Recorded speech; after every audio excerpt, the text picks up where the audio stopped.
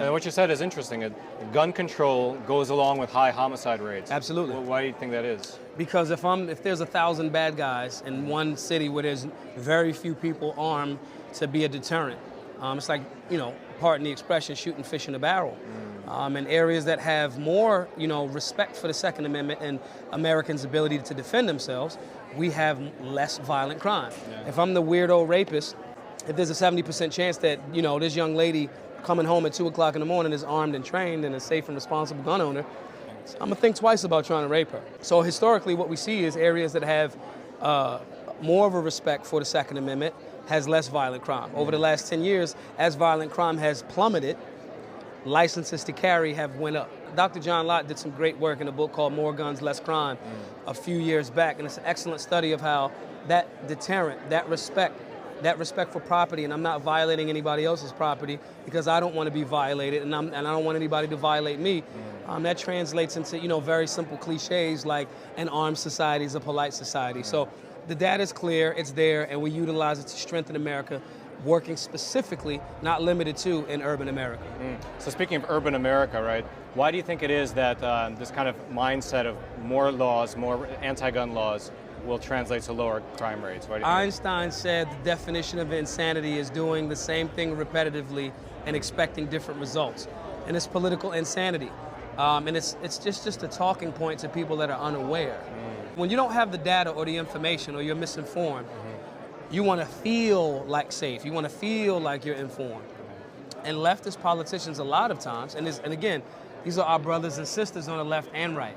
So I'm not saying this as an aside to attack, it's just the reality.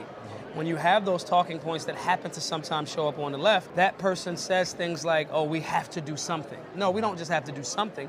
We have to do what works. Yeah. What is going to minimize trauma? What is going to get our young people? 60% of the 30 to 40,000 gun-related deaths annually are suicides.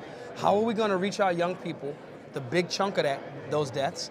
How are we going to make them feel whole? Make them know that they're a part of this American dream. Make them know that they're a part of freedom and liberty. That is a more preventative measure, but that involves work. That involves changing some of our social constructs. That involves information, and that isn't easy as a soundbite as we have to do something. So instead of just doing something that doesn't work, let's do something that has been proven to work. Yeah. We already know that more gun control laws and things of that nature do not work. We have actually seen since 1990, when gun-free zones were created, we've seen over 90% of mass shootings happen in gun-free zones. Yeah. It does not work. If you are serious, politician, citizen, whatever, if you are serious, we have to look at what actually works and apply that. And what works is educating people and informing the people on firearm safety, conflict resolution, de-escalation. So along that line, it looks like you're educating people. You just started the Solutionaries Book Club. Yeah. Can you tell us a little bit about that? Yeah, so the Solutionary Book Club is just 1 month. Every month we pick a different book that when you follow our page, we just talk about. One day we just get on the live for an hour and we discuss what we've learned from the book, what we've got from the book, my take on the book, other people's take on the book. Not only just conservative values or firearms, but also, financial information. One of the books we're going to pick up will probably be Modern Money Mechanics. One of the books, on a more basic level, Rich Dad, Poor Dad, The Art of the Deal, or The Audacity of Hope. Regardless of someone's political leanings, but just things that can be motivational, inspiring, and actually help. I was just speaking with somebody from Brazil, and it was the son of the president of Brazil right now. Yeah. He's a conservative, and he was telling me how in Brazil, the big problem that they have is that they have this new conservative surge, and they have a conservative president, but all the institutions are socialist. Yep. And part of the problem is that they don't have a culture of right. like America does, right? And they don't have these great thinkers, these great conservative thinkers like America does. And it seems like what you're doing is really introducing that philosophy, because that's where it's actually, To preach to the choir is one thing. It's great to have meetings of the minds. That's great. Yeah. The people in here that learned from my presentation on the main stage just now, and the people are supposed to take that back to their communities and reach the people that have been told by certain media outlets, oh, this is a Klan rally.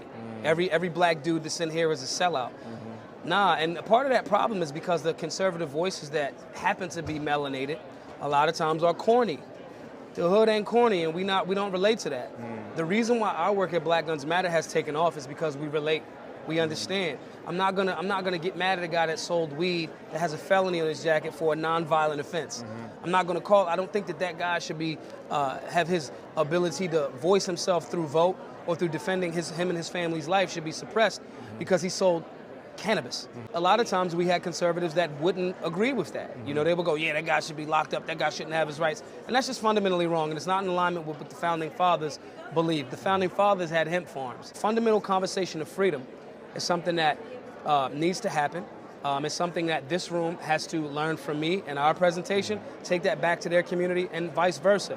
They have to develop liaisons with people like me that actually have the ear of hoods across America, like not just yelling for one particular administration. Conservative values extend past any administration. This is longevity. That there's conservative voices that are not corny, that are from the demographic that listen, that we're developing those liaisons. Otherwise, it takes you more time to get the same thing accomplished.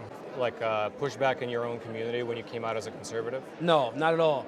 Most of the hood is conservative. For example, everybody's mom or dad in the community in the wintertime, close my door, you're letting the heat out. That's translatable across most hardworking families. Hey, okay, I'll make a good way for myself, but you're not gonna heat the streets up. That's a conservative and fiscally responsible thing to say. When you're talking about locking your door at night, I don't know who's outside, I don't know them. These are conservative values. As if anybody that's listening to that, if they're from Detroit, Chicago, Compton, whatever, Philadelphia, they identify with that. The problem is the messaging. The left has better PR, traditionally. And a lot of the people that we have picked in a lot of these spaces, just because they're black and conservative, does not mean that the hoods are gonna listen to them. And we need hoods involved. New York, 7, 8 million people at any given time. New York's not in that same city, is not in that same chaotic leftist agenda if we would have been galvanized in New York for a very long time. That's true of every urban demographic, so I don't get pushback in my hood. The hood loves me. I have respect all across the nation because of our work. Our classes are free. Free in the sense of other people have paid it forward. They volunteered. This ain't taxation where we taking it from people. The people decided to say, hey, Maj, we're gonna donate $500, $100, so the people that need this information can come to these classes and learn basic firearm safety, conflict resolution, de-escalation, and that turns into a political voting block.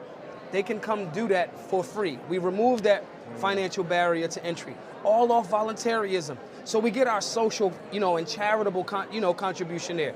If people want socialism, this is a small, slight form of that, without redistributing wealth. People volunteer to do this, and that's a beautiful thing. And so, the hood love it. When you go in and you inform people about these things and tell them, hey, the guy and the women that you've been voting for forever are actually doing things that are going to restrict you.